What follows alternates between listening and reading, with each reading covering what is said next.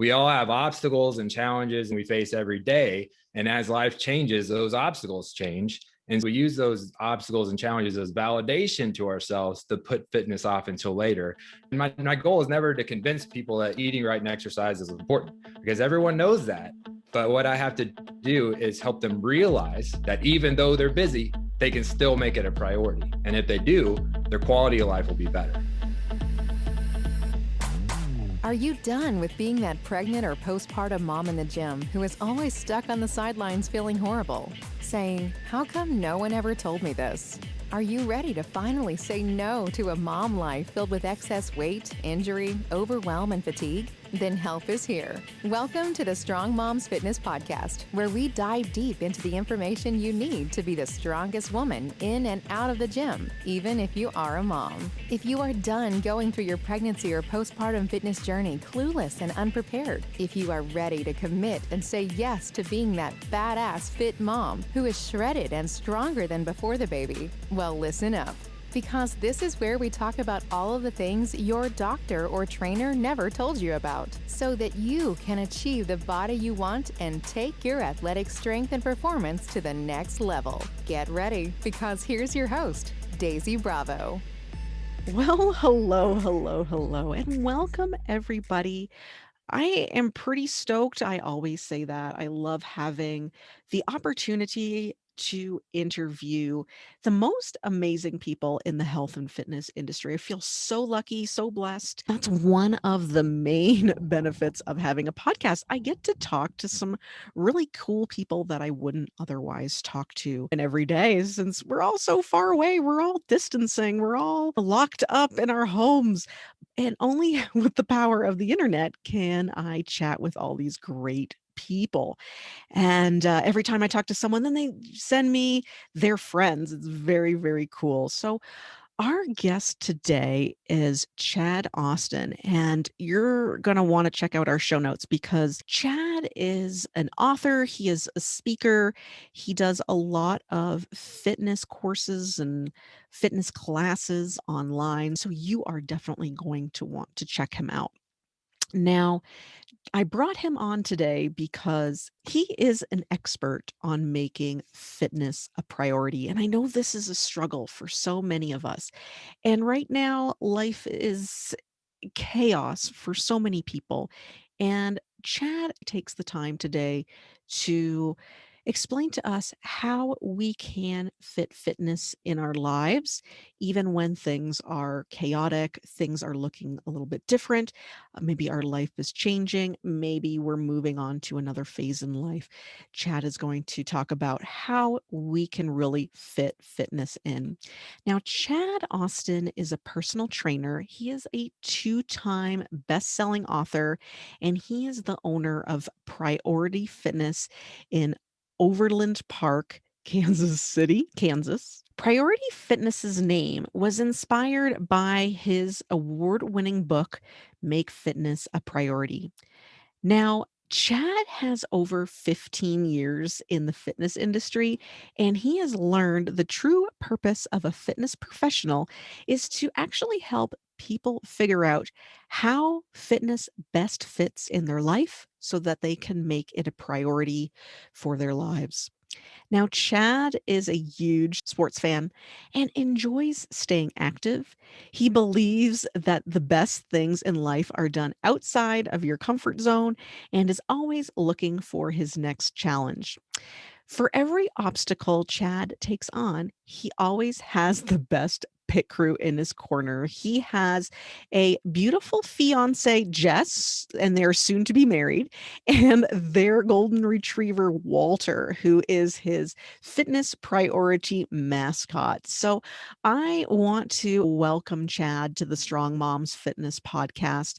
This is an amazing show that you are not going to want to miss.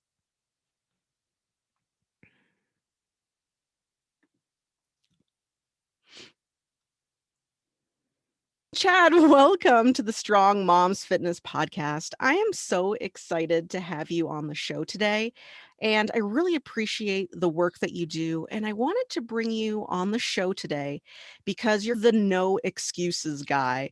I would love for you to share with the audience your journey in the fitness industry and how do you help people make fitness a priority? Oh, absolutely. Thanks for having me on the show today. I love just the title of your show is very intriguing to me by itself, but make fitness a priority is my theme. And so I've been a trainer in Kansas City for about 15 years now. I'm the owner of Priority Fitness. And so Priority Fitness was actually named after my book, Make Fitness a Priority. And to make fitness a priority, the mindset and the mission of it is something that came to me as I evolved as a trainer. I think as a fitness professional, when you start, it doesn't take long before you realize that most people come to a trainer because they're fueled by short-term motivation, right? There's something coming up in their lives that they want that's increased their motivation. They want fast results for, where it could be a wedding or a swimsuit season or an event they're training for, a reunion. And after years of helping several people reach those short-term goals, only to then see them fall off track and have all those results just be temporary, I started to change my mindset and making fitness a priority. What it means is really figuring out how fitness really fits in your life long-term. So it doesn't have to be something you just keep starting over. And so the no excuses, the overcoming your obstacles that we all have, it's just part of the journey of making it a long staple in your life. Awesome. I love that. That is pretty amazing. Now, do you have a theory of why so many people struggle to make fitness a priority in their lives? We know, obviously, that it's good for us. Yeah, I've done a lot of research on this question. So when I was actually writing my book, the first one, I knew I was going to write a fitness book. I needed to figure out my direction. I did an online poll, and my poll question was, what are your top priorities in life? And I asked so many different people this, people I knew, people I didn't know. And the top answers were family and career, and sometimes faith. But hardly anyone ever, very, very small percentage of people would say health and fitness. And I was just blown away by that. And just like you said at the beginning or of your question there, where you said that most people, it's always something they don't feel like they have time for. They see the importance of it. They see the value of it. So I think if I would ask a different question, if I would ask, what are some ways you can improve your quality of life? Eating right, exercising would probably be top answers, but it's that priority word. See, fitness in our minds is always the thing we plan to get to later because we think we're too busy now. We all have obstacles and challenges and we face every day. And as life changes, those obstacles change. And we use those obstacles and challenges as validation to ourselves to put fitness off until later. And my goal is never to convince people that eating right and exercise is important because everyone knows that. But what I have to do is help them realize that even though they're busy, they can still make it a priority. And if they do, their quality of life will be better. That's interesting. I really like that poll. That's really cool. What I took from that is your top three was family, faith, and what was the third one? Family and career Career. were the top two. And Yeah. and in order to do all of those things and in order to give 100% of yourself, you need to be healthy. You need to be feeling well. And I think that kind of gets lost.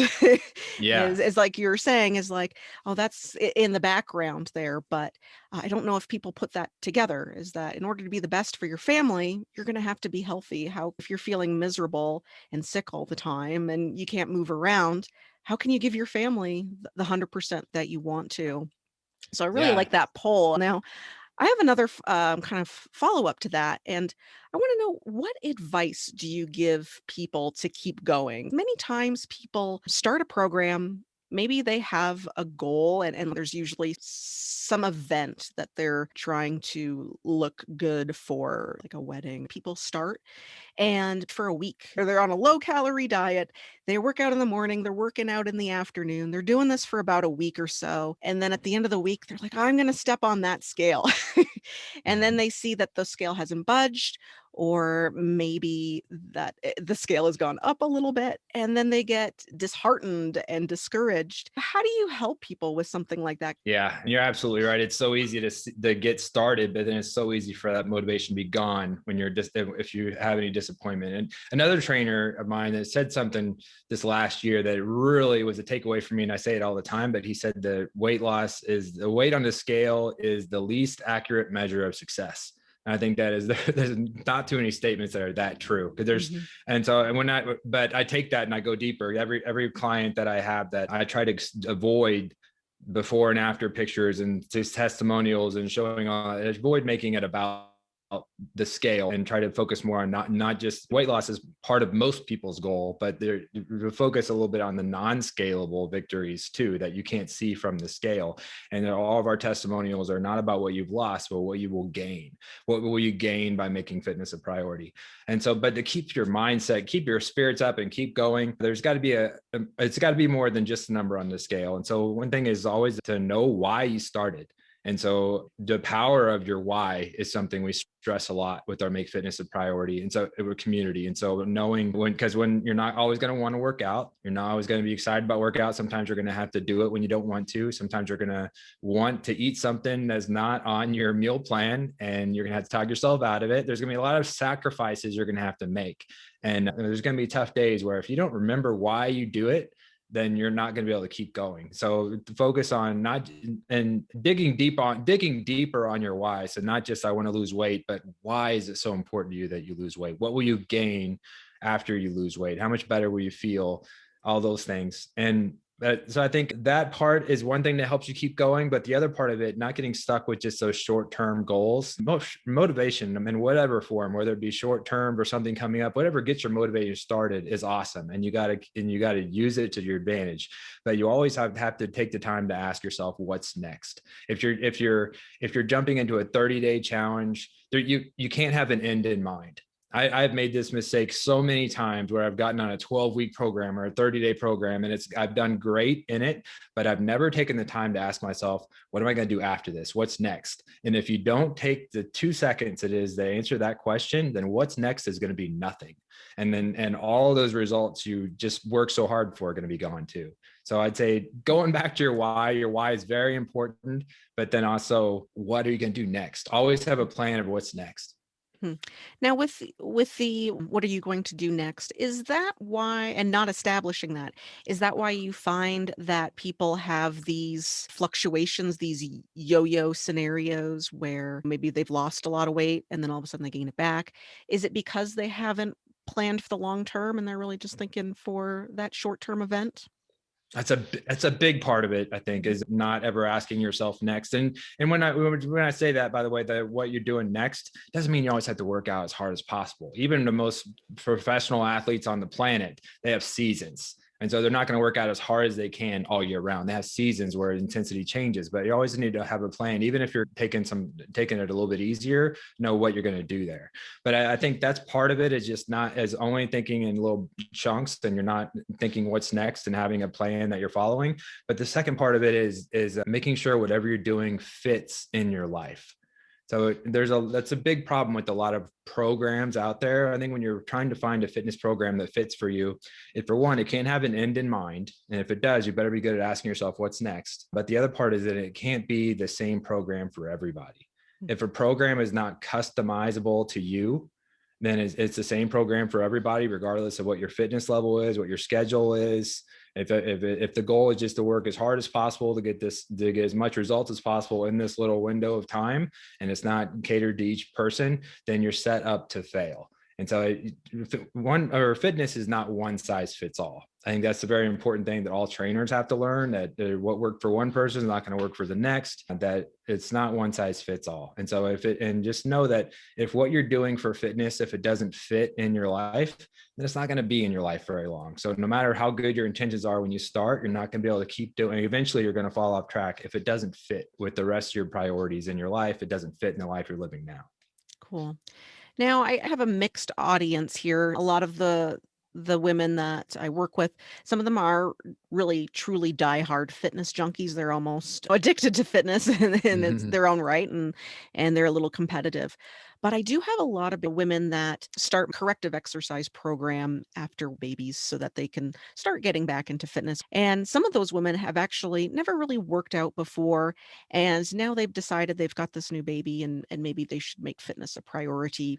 Maybe they had some aches, pains. Maybe they struggle with blood sugar issues. And now they're like, all right, now I have my why.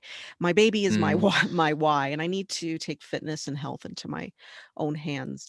And you started talking about this, but what is a realistic way to start working out for these individuals that it's so new, it's so foreign, and maybe they are a busy mom, maybe they've got this weird feeding schedule, sleeping schedule with their babies.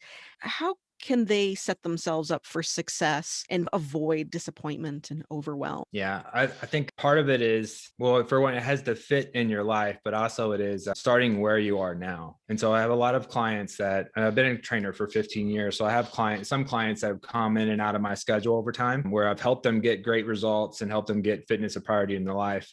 And they've gone on to do it on their own for a while. And eventually and then after some time goes by, they've come back and they've lost some of the results and they want me to help them get back on track. And then we've gone through that a few times. And every time they've gotten off track is because something big has happened in their life. I have one client I always use as my example, Josh. He was a teacher, and teaching was his first big job. And so I had the 3 months that they were off for the summer that I worked with them and got him in shape. But every time he came back to me, something major happened. So the one time he had gotten married, and the one time he went from being just a coach to the head coach. And another time he went to being a parent. And the other time he went from being a coach to then assistant principal to a principal. So it's like every time the responsibilities he had, what was on his plate, the time he had allowed for fitness changed. And so you can't go back. You can't go back. And I always tell him when he comes back, we're not starting where we left off, because that program doesn't fit in your life anymore. We're starting where you are right now, and we're making a fitness program that makes sense for you now. And so I think that is a problem. A lot of times it's also how we have a tough time getting past the I don't have time excuse, because a lot of times when someone says I don't have time, what they're really saying is I don't have time to work out like I used to. And so it's like when we had all the time in the world to work out, and we might have been in our past, we might have worked out 5 days a week for an hour and a half every time. But now things have changed in your life, and maybe you're a parent, or maybe you have a busy job, a stressful job, or you have multiple kids and they have activities going on every night of the week. And so a lot of your time has been taken away. And so it's really not realistic for you to work out like you used to, but that's where you have the bar. And so if you do anything less than that, it's almost like you're ashamed. And so then that pops up, I just don't have time. But doing less than what you did before doesn't mean it's less of a priority. It just means that's how it fits best in your life. And so I think that's when anyone, a mom who is just learning how to get fitness part of their life now that they're a parent and they have a kid or multiple kids, or they're starting at a different fitness level, it's got to fit in your life. So it can't look like it did before. That worked for you in the past, but it's not going to work for you now. You have to figure out how it fits and how it looks now. Okay.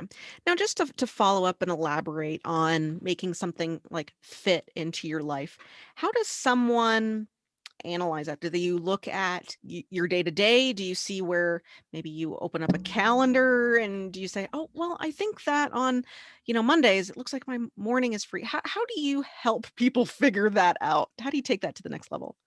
Yeah, my second book, and so I have a book series. I said my second book is actually a 6-week workbook, and so, I always end up getting that question after I tell people that there's no end in mind. And so I do have a 6-week workbook, but the difference is it's supposed to be set up as the first 6 weeks of fitness being a part of your life, and so there's no end in mind. And the goal is not to get you as much results as possible in the 6 weeks. The goal is in the 6 weeks, figure out how fitness best fits in your life.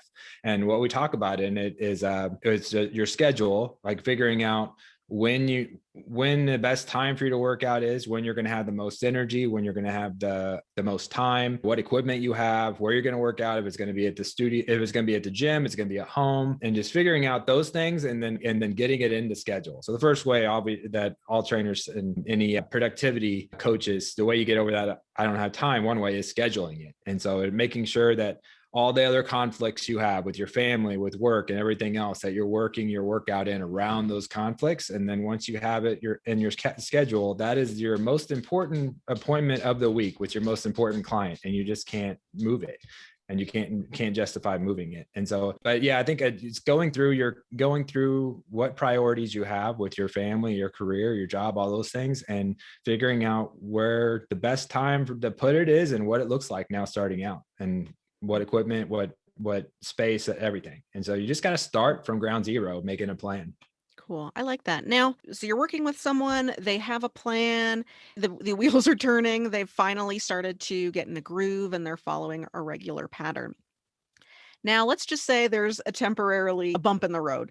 They have maybe 2, 3 bad days where things beyond their control get in the way and they're slightly derailed. How do you help uh, someone get back into the groove, get back to that priority before they fall off that cliff and just stop altogether? How do you help with those little speed bumps along the way? One thing I try to teach my clients early on, and this is a problem that most fitness professionals don't like New Year's resolutions. We just don't really understand why we don't like them. We just know we don't like them. But I think a big part of the reason is the perception. Perception is so negative. So like anyone that's a coach, one of our jobs is to help people set goals and always strive to accomplish the goals we set. And that's the New Year's resolutions are the goals we set for them, or there's no different. But what the stats that say like after the first 6 weeks of the year 90% of people are going to fail, I hate those stats because there's no such thing as perfection, and you're going to fail. Making fitness a priority, making fitness a part of your life has nothing to do with being perfect. There's going to be days where you're going to fail, and that does not define you, and more importantly, that does not end your fitness journey. So like the way they talk about New Year's resolutions is like 90% of people have already failed because it's the 6 weeks into the year. And they make it sound like, well, you might as well just wait till next year and start over. And so you just failed for the whole year. But it doesn't matter whenever you mess up. No one determines your failure but you. All you have to, it's what you do next that counts. That's always what I tell my clients. It's failing. There's no such thing as failing in fitness. It's all about learning how to get back on track every time you mess up. There's going to be a time that you missed the workout. There's going to be a time where you didn't plan for your food right, or something happened and you ended up going through the drive-through. Or there's going to be times where you mess up and things go wrong. That doesn't end your fitness journey. It's about how are you going to get back on track and do better next, and stop from that obstacle beating you next time.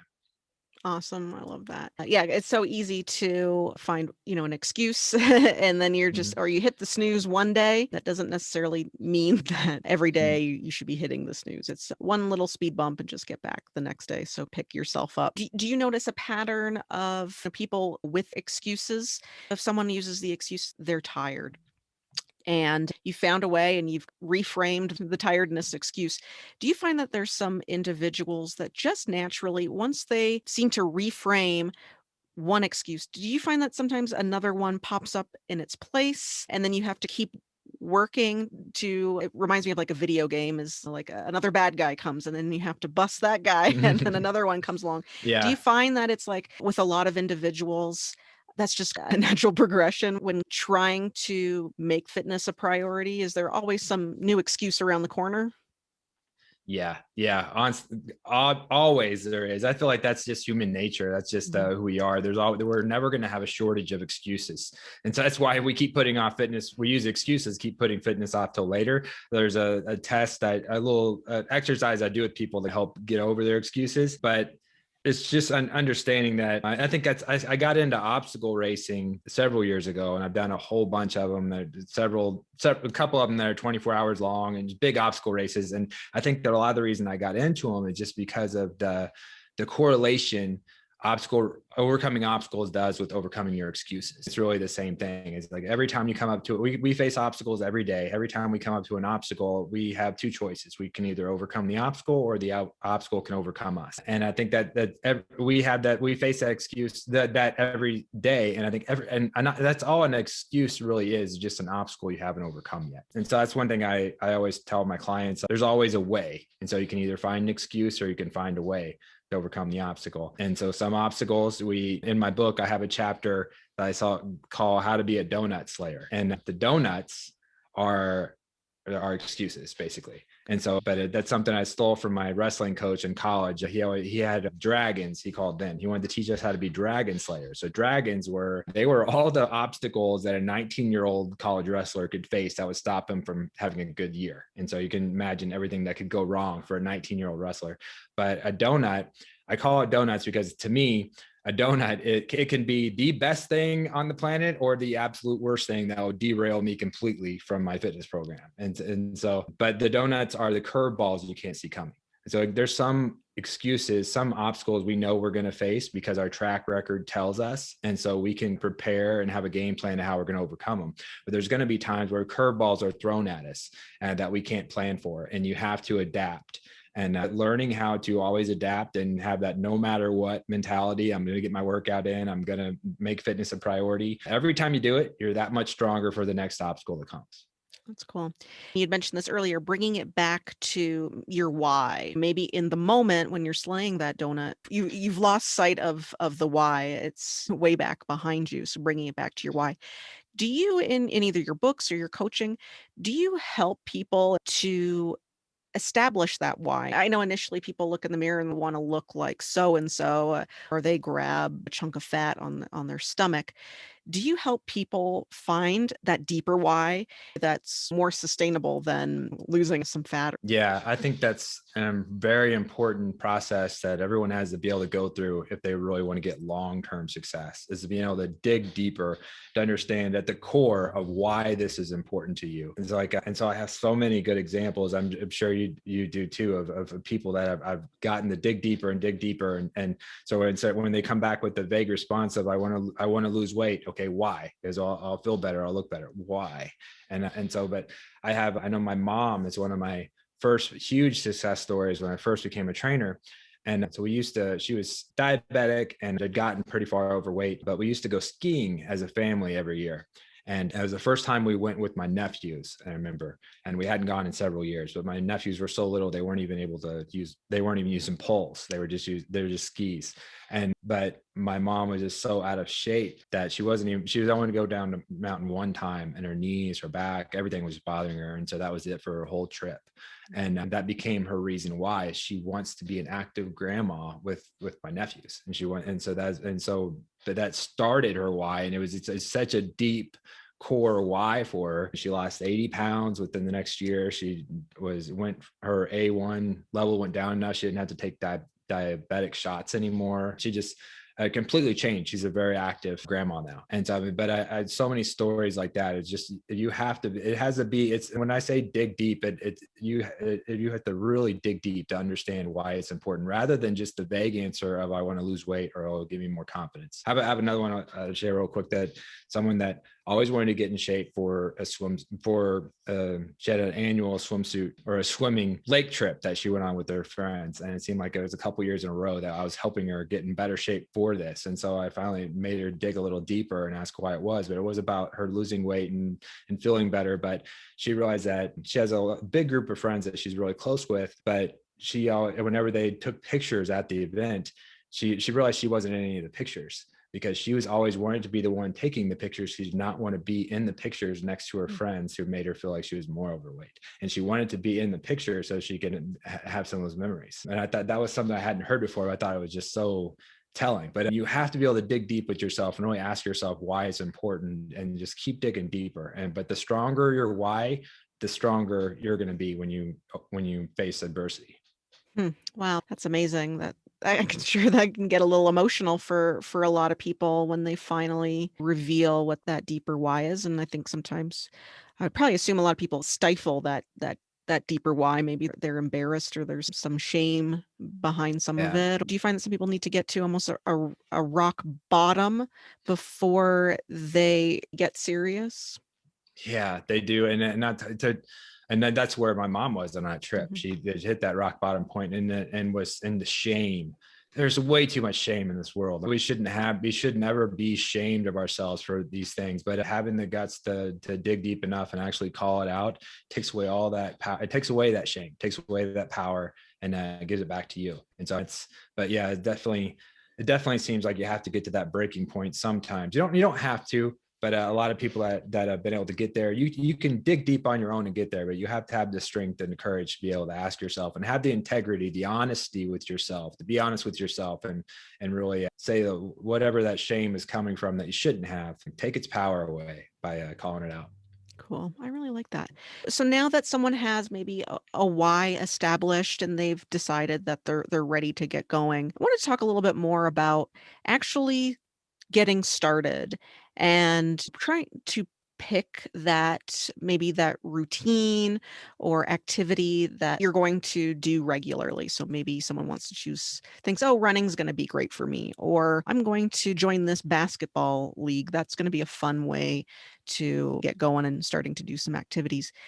What are some of the signs or red flags that we can look for when starting a workout plan or activity that it might not lead us up to the success that we're going for? What's something that we should analyze and make sure that it's not going to derail us? Maybe it's we're biting off more than we can chew. How do you help people find out what's right for them and what might not be the best at this time or at this juncture?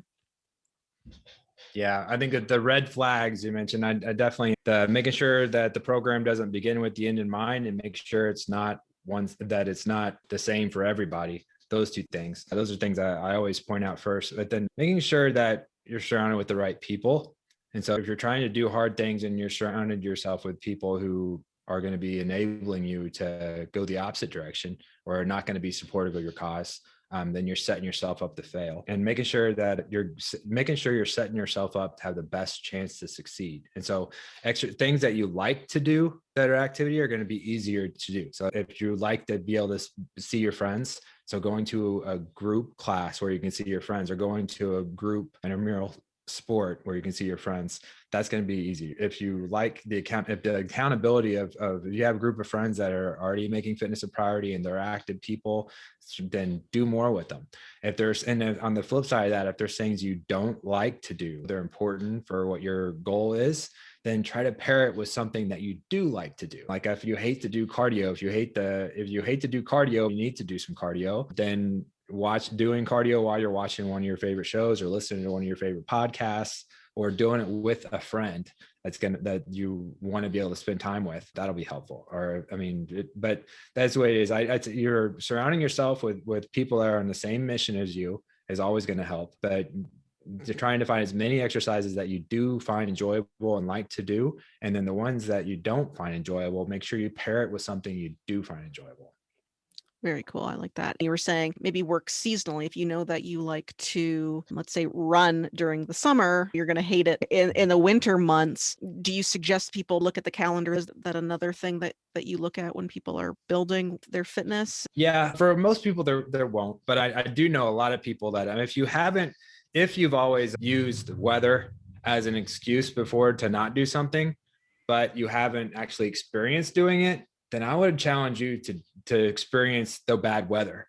Because sometimes it sounds crazy, but I've run marathons and stuff, and I've trained for things in the past, and I've done things that are been during November, December. And so you got to get your training done some way. So unless you're going to run forever on the treadmill, you got to be able to go outside. And so now if I open the door and it's raining, that used to just make me shut the door. That's a perfect excuse to go back to bed. But now I have my own hat. I have my own hat that I love, that I wear, and that's my rain hat. And so I put my hat on, and I'll protect my eyes, and the rest of me will get wet.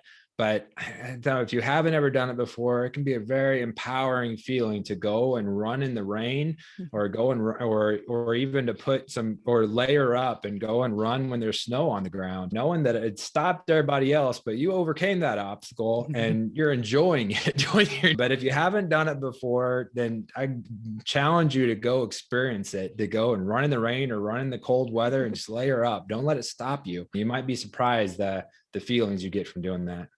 That's very cool. I'm driving by those people and I'm like, there's something special going on inside them, because I love them. All power to them for keep going. I appreciate that, rain or shine. That's great. So that's who I want to be. I want to be that person running out there in the rain. And because I'm guilty of, closing the door. I'll stick my head out there and I'll close the door and say, no, this is my rest day and I can go back to bed. I think one of the first obstacle races I did, that was a 24-hour, first most insane thing I trained for. That was 24-hour obstacle race. I was in a Facebook community. I read in that where someone posted a blog about running in the rain, and that just changed my perception about it. And I just took one time doing it. Now the hardest part for me is I have a running buddy that's a golden retriever, and getting him dry is impossible. But Love that. That is cool. So yes, so everyone try it at least a couple times and then make your decision there. And yeah, maybe you leave your dog at home. That'll give you extra, actually there'll be an extra workout. You get to bathe the Well, dog and afterwards. Walter, our dog's name's Walter. He Uh, loves the rain, and so oh he's a yeah. great running partner, and he loves going for walks and runs. But the weather can definitely get too hot for him, and Yeah. so when it's hot for me, and I can be nice with just shorts and a t-shirt, eventually he won't be able to go as far on those Right. days. But if it's raining or snowing, if it's just cold outside, he'll love it. He'll go forever. He can outrun me every time. Right. That's so cute. Now, I also wanted to ask you, how do you help individuals who use that excuse, either trying to make good choices, but no one in their household is supportive or is interested in taking part of any of this? How do you deal with that? Yeah, so that say that is tough. And as don't I won't discount how hard an obstacle that can be. I'm fortunate right now. My fiance I live with for 5 years now. She's very much a good influence. We're both people that want to make fitness a priority. And so I don't have that, but I've trained several people over the years where they don't have that support at home. It's not so much, and a lot of times that not having that support at home comes from that your partner his own insecurities. And so I challenge you to make it motivation for yourself to do so well with your goals that it changes their perception, where it goes out of their own insecurities to them wanting to jump on board with you, instead of thinking of it as they're being a bad influence on you. Then flip the script and you determine yourself to be a good influence on them. And I think that is the best response to that. But the other hard part I will say about this is not always easy to hear, is that I do know a lot of people over the years that your partner not being on board with what your goals are as an easy out for you. It's easy to use as an excuse to quit. It's easy to use as an obstacle that you can't get over. And that is a story you're making up in your head. That is a story. Mhm. That is your story you're telling yourself. That's not really true.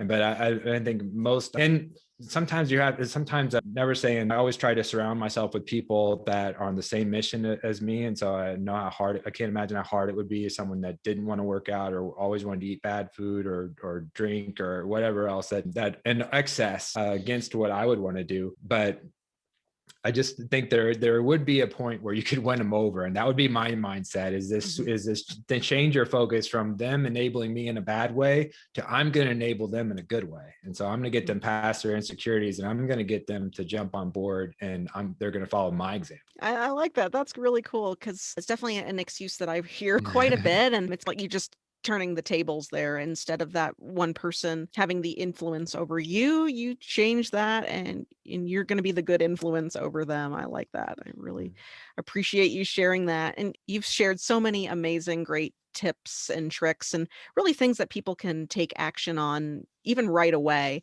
But I would like for you to take a moment and maybe chat about your book, plug the programs that you offer, share with the audience where they can find and learn more about you. Oh, absolutely. The Make Fitness a Priority book became a book series, like I said. And so it's the first one was about really how to how to see fitness as a, how to see it as an important part of your life and make it a priority, just like you do with your family and career. And it went on to figuring out with the 6-week workbook how fitness best fits in your life.